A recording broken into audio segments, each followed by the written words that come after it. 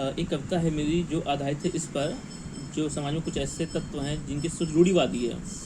तो उनके लिए मेरी कविता कि एक स्त्री जो बचपन से ही जब पैदा हुई, एक स्त्री जो बचपन से ही जब पैदा हुई, बहुतों के मुंह पर अभिशाप बनकर आई। मिलता था ताना उससे उसको, मिलता था ताना उससे उसको, जो खुद एक लड़की बनकर आई। तो फिर क्यों उनको लड़की होने पर लज्जा आई, तो फिर क्यों लड़की होने पर उनको लज्जा आई। खेलने कूदने और पढ़ने की उम्र में, जब कुछ ऐसे भी होते हैं स्त्रियों को जो पढ़ने नहीं देते हैं, तो उस पर कविता है कि खेलने कूदने और पढ़ने की उम्र में थमा दी उसके हाथों में चौका बर्तन और रसोई। उम्र हुई जब उसके पढ़ने की, उम्र हुई जब उसके पढ़ने की, स्कूल जाने की, तब कर दी उसकी विदाई। आखिर क्यों एक लड़की बचपन से ही, आखिर क्यों एक लड़की बचपन से ही तमाम ऐसी बेड़ियों में चकड़ते हुए आई।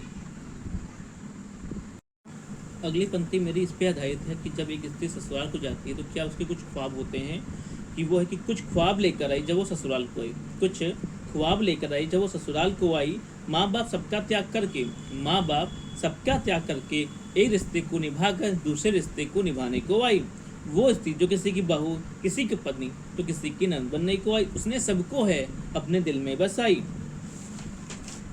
पर सबने उसको बस एक बेटी की जगह बस बहू समझकर उसकी हर एक अच्छाई को बुराई में ही बताई।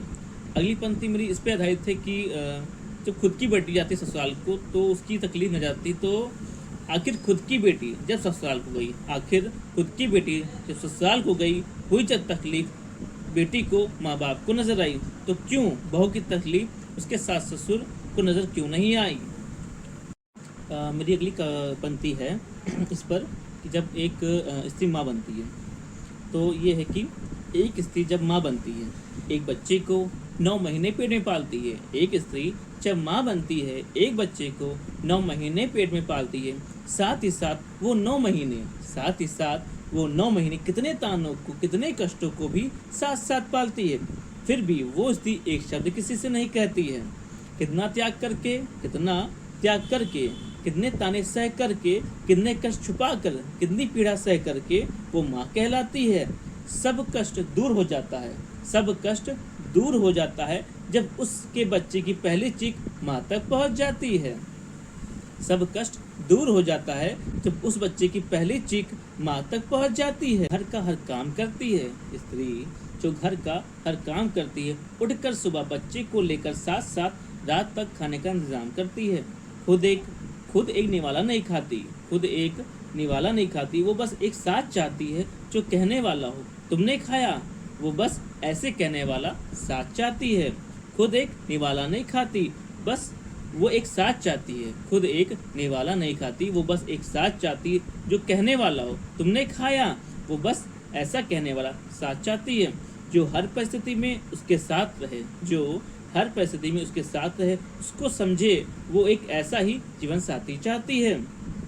सुख सुविधा से वंचित हो भी जाती है तो भी उसको स्वीकार होता है। सही जीवन साथी हो उसके साथ, वही उसका असली धन होता है।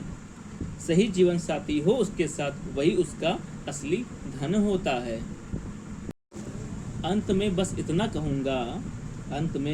बस इतना कहूँगा, अपने सारे दुखों को भुलाकर दूसरों के प्रति है सुख लाई।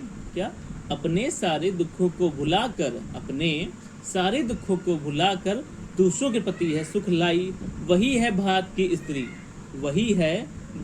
स्त्री जो भारत की माई है कहलाई। वही है भारत की स्त्री जो भारत की माई है कहलाई। धन्यवाद।